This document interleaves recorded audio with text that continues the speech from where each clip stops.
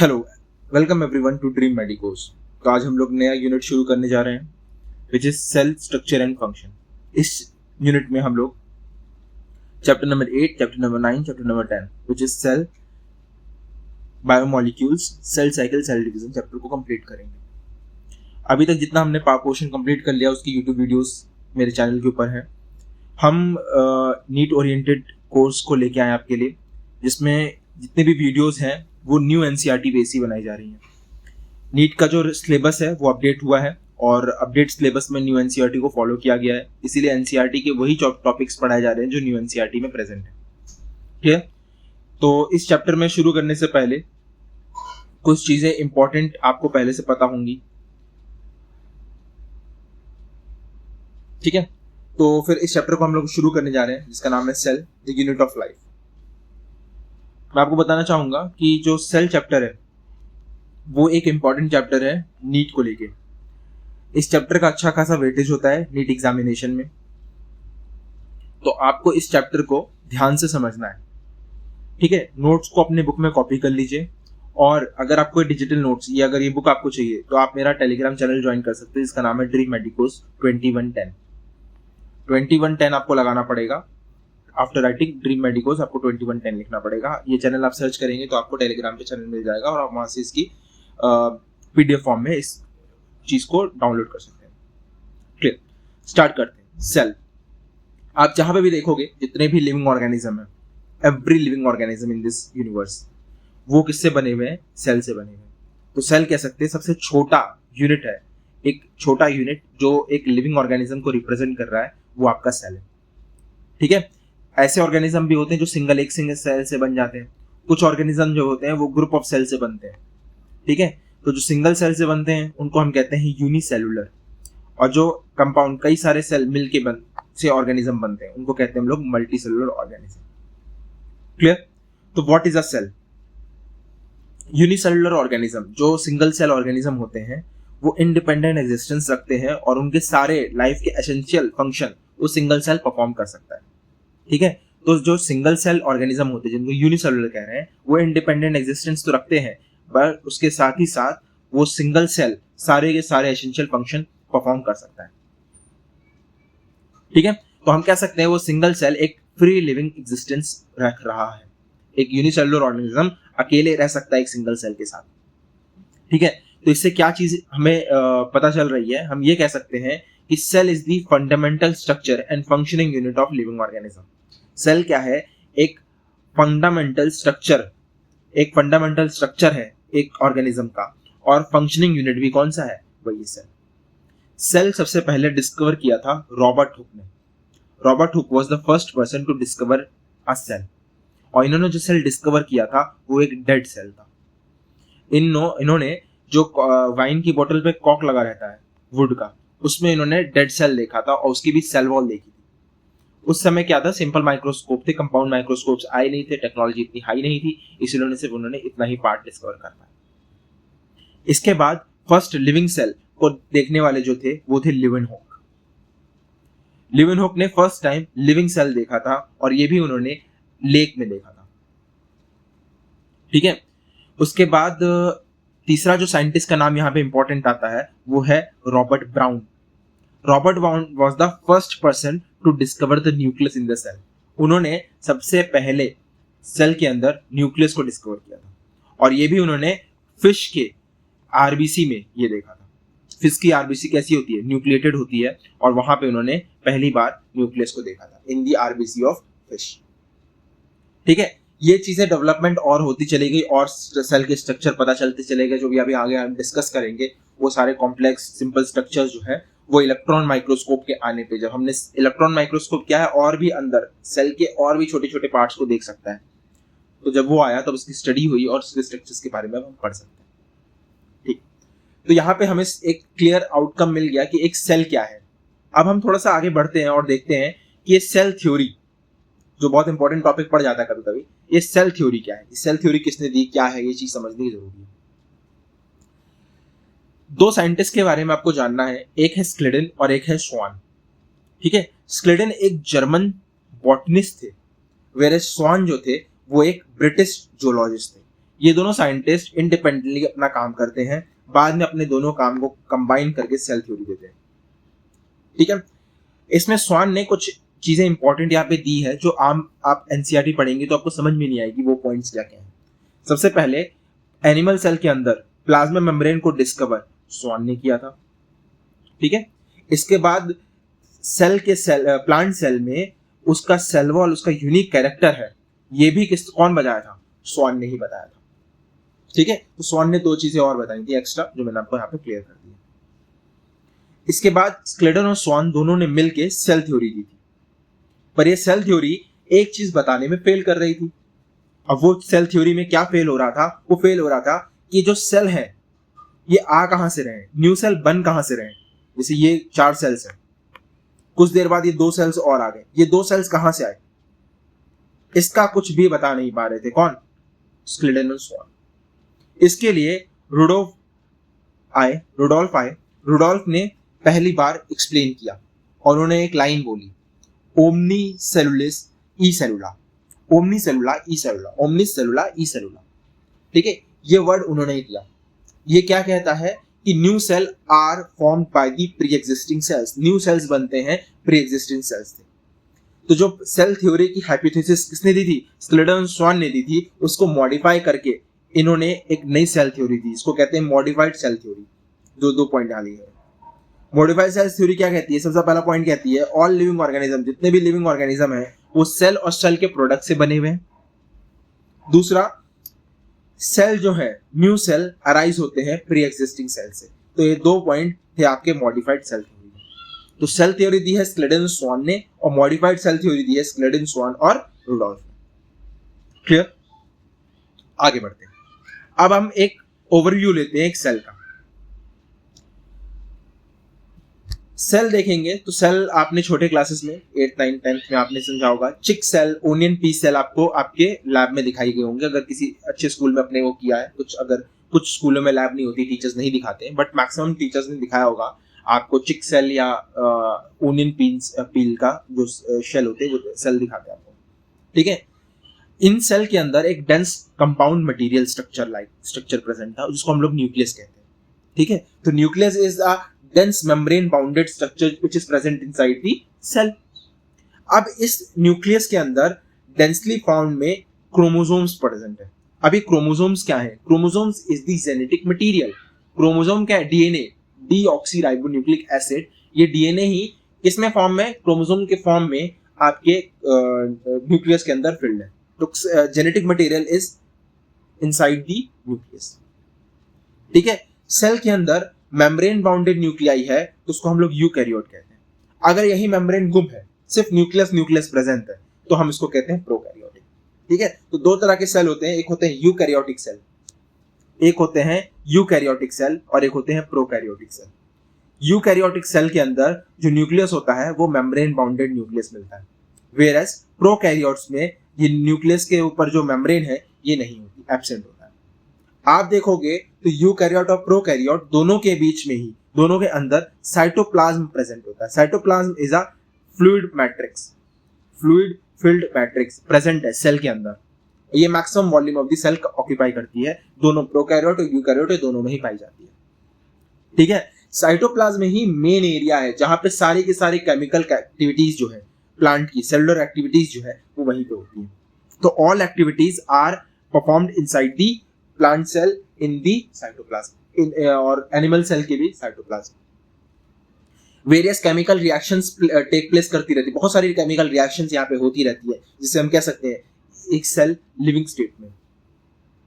Nucleus को आगे बढ़ाते हैं, न्यूक्लियस से थोड़ा आगे बढ़ते हैं, न्यूक्लियस को हटा दें तो यूकैरियोटिक सेल के अंदर और भी मेम्ब्रेन बॉन्डेड स्ट्रक्चर्स प्रेजेंट है जिसको हम कहते हैं ऑर्गेनेलीज। तो मेम्ब्रेन बॉन्डेड स्ट्रक्चर भी प्रेजेंट है यूकैरियोटिक सेल के अंदर, न्यूक्लियस के अलावा।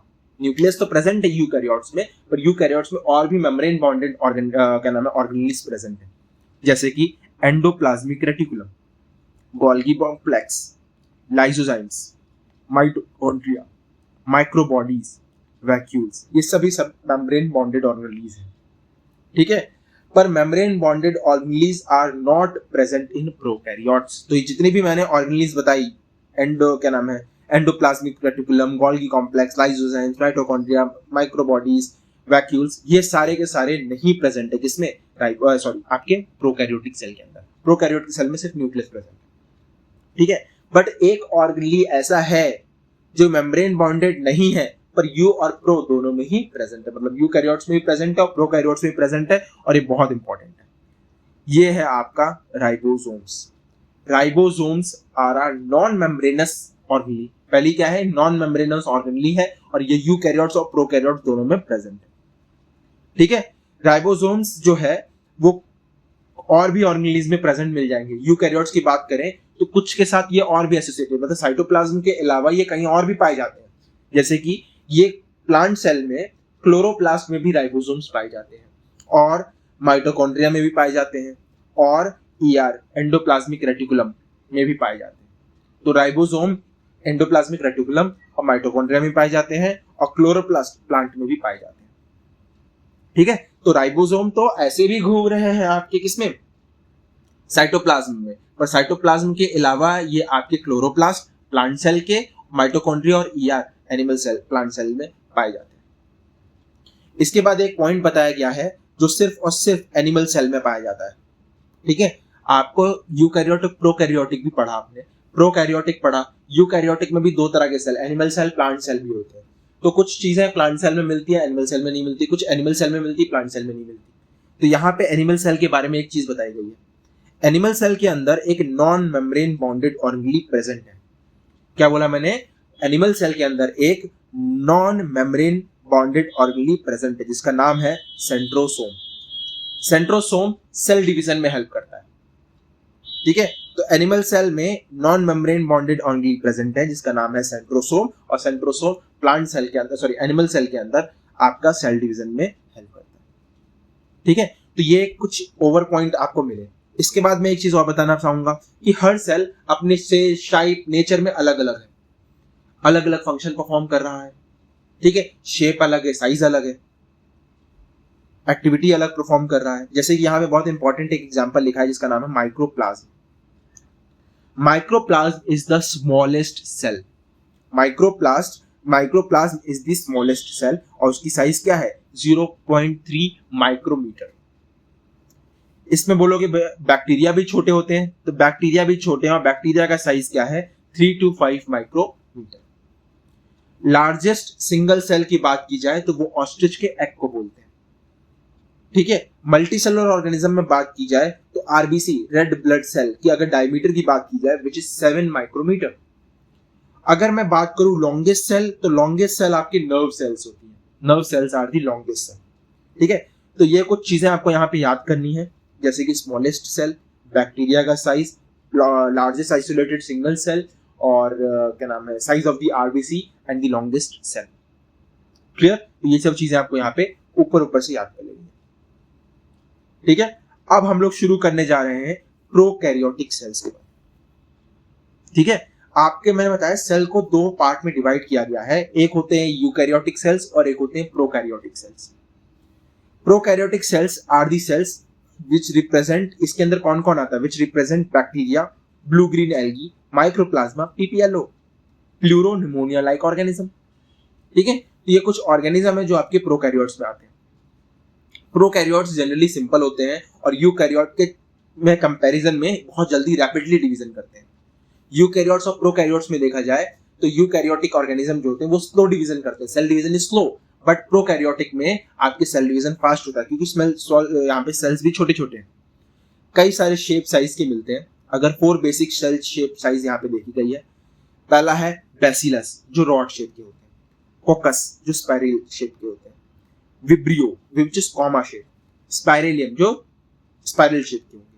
तो आपको ये चारों शेप याद रखने, इनके रॉड शेप, स्पाइरल, कॉमा, ये भी नाम से याद रखने, और इनके डायग्राम भी रिप्रेजेंटेशन होगी। ये यहाँ पे नहीं है, ठीक है। डायग्राम मेरे को लग रहा है न्यू एनसीईआरटी में था, ओल्ड एनसीईआरटी में था, न्यू एनसीईआरटी से हटा दिया तो फिर आपको डायग्राम करने की जरूरत है। The organism of prokaryotic cell are fundamentally similar, even the prokaryote exhibit a wide variety of shape and size. Prokaryotic cell में फंडामेंटल सिमिलैरिटी मिलेंगे आपको, पर अगर देखेंगे तो शेप और साइज में और फंक्शन में बड़े डिफरेंट होते हैं, लार्ज वैरायटी आपको देखने को मिलेगी।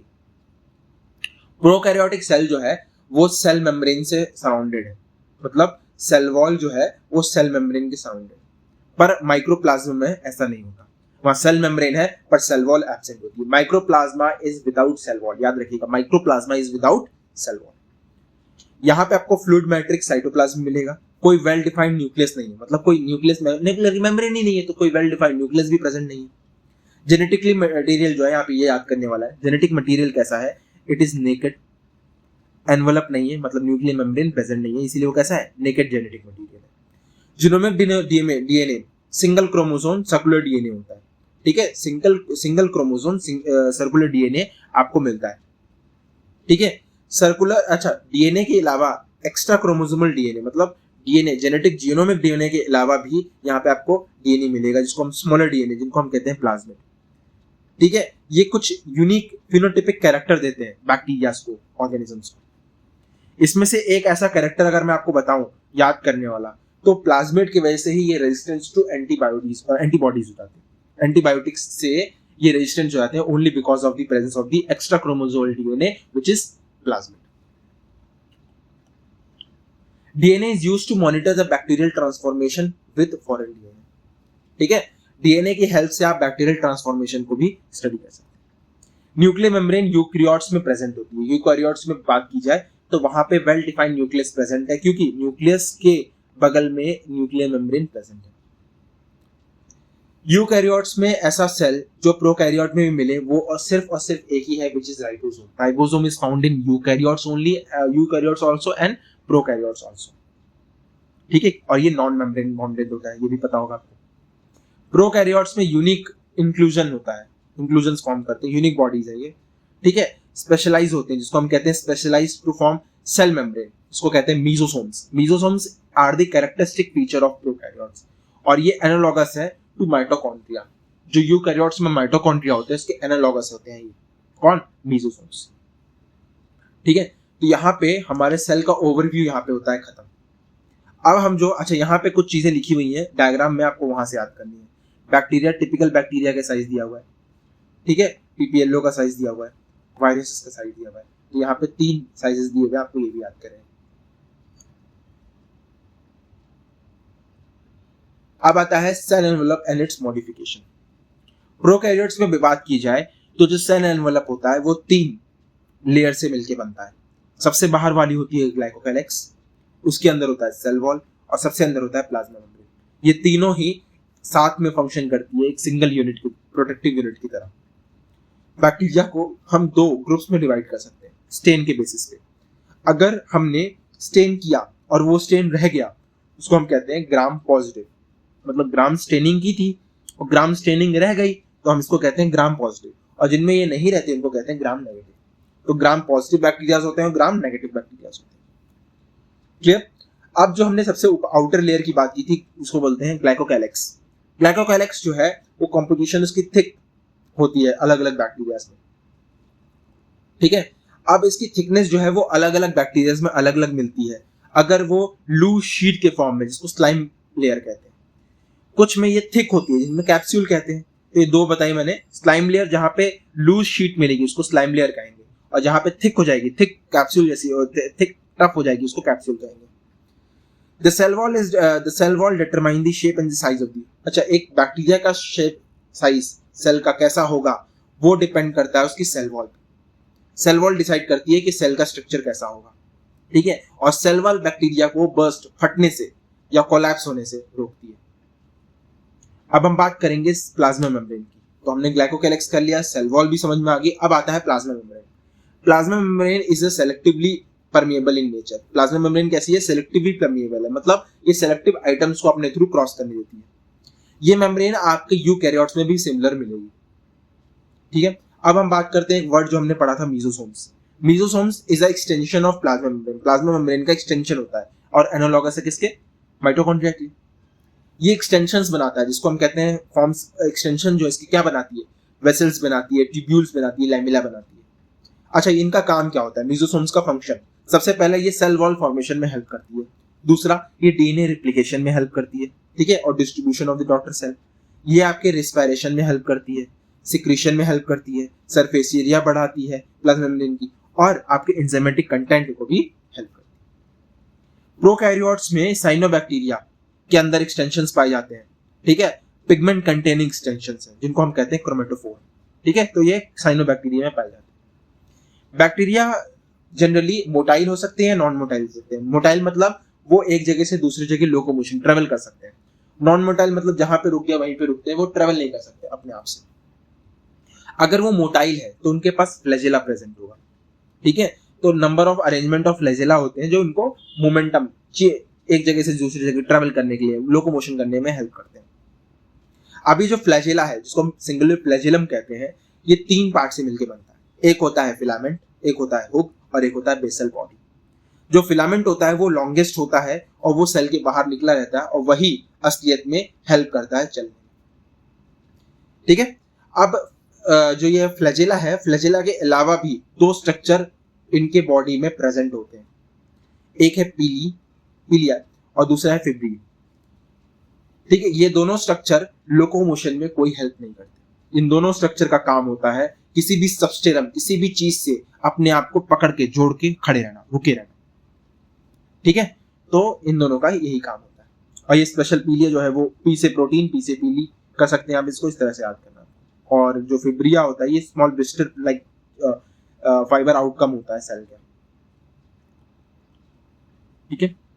आगे बढ़ते हैं। Ribosome and inclusion bodies in prokaryotes. Ribosome is associated with the plasma membrane of the cell. Prokaryotes में राइबोसोम जो है वो जो प्रोकैरियोट्स हैं उसमें राइबोसोम्स जो है वो एसोसिएटेड है प्लाज्मा मेम्ब्रेन से ऑफ द सेल। जो राइबोसोम्स हैं वो एसोसिएटेड है किससे? Plasma membrane of the cell. They are about 15 nanometre to 20 nanometre. Ribosome का साइज दिया हुआ है 15 नैनोमीटर से 20 नैनोमीटर होता है। और ये 2 सब यूनिट 50s और 30s से बने होते हैं। 50s सब यूनिट और 30s सब यूनिट 2 सब यूनिट्स होती हैं जो जुड़ती हैं साथ में राइबोसोम के और बनाती है। जब इनको साथ में बोला जाएगा तो हम कहेंगे 70s प्रोकैरियोटिक राइबोसोम है। राइबोसोम असलियत में is the site for protein synthesis. Ribosome का मेन फंक्शन होता है प्रोटीन सिंथेसिस कराना, ठीक है। अगर सिंगल mRNA प्रोटीन क्या नाम है आपके राइबोसोम के साथ जुड़ जाए तो उसको हम कहते हैं पॉलीराइबोसोम या पॉलीसोम। ये इंपॉर्टेंट है, ये याद करना आपको। सिंगल mRNA अगर अटैच हो जाए राइबोसोम के साथ, एक सिंगल चेन बना ले, इसको हम पॉलीसोम या पॉलीराइबोसोम कहते हैं, ठीक है। और ये ट्रांसलेट करते हैं mRNA इनटू प्रोटीन। और ये किस में हेल्प करते हैं? mRNA से प्रोटीन बनाने में ट्रांसलेट कराते हैं पॉलीसोम को। इसके बाद एक इंपॉर्टेंट बात है जो है आपका inclusion bodies. Inclusion bodies are the reserve material. Inclusion bodies are the reserve material of prokaryotic cell. Prokaryotic cell के अंदर रिजर्व मटेरियल जो है साइटोप्लाज्म में, उसको हम कहते हैं इंक्लूजन बॉडीज। ये किसी मेम्ब्रेन सिस्टम से बाउंडेड नहीं, मतलब कोई मेम्ब्रेन स्ट्रक्चर नहीं इनके अलाउड है। ये फ्रीली साइटोप्लाज्म में करते हैं, घूमते रहते हैं। एग्जाम्पल की बात करें तो फॉस्फेट के ग्रैन्यूल्स हो गए, साइनोफेजिन ग्रैन्यूल्स हो गए, ग्लाइकोजन ग्रैन्यूल्स हो गए, ये सब यही क्या है। गैस वैक्यूल पाए जाते हैं ब्लू ग्रीन एल्गी में और फोटोसिंथेटिक बैक्टीरियाज में, ठीक है। ग्रीन फोटोसिंथेटिक बैक्टीरियाज में आपको गैस वैक्यूल्स भी देखने को मिलेंगे which act as storage inclusion bodies. Clear? तो यहाँ पे हमारा ये टॉपिक खत्म होता है जिसमें हमने प्रोकैरियोट्स के बारे में पूरी इंफॉर्मेशन क्लियर कर ली। नेक्स्ट वीडियो में हम लोग यूकैरियोटिक सेल के बारे में पढ़ेंगे और पूरे चैप्टर को फिर खत्म करने की कोशिश करेंगे, ठीक है। तो यहाँ पे चैप्टर मतलब ये वाला पार्ट यहीं पे खत्म होता है। Thank you for watching the video. Please hit the like button and subscribe the channel. Thank you.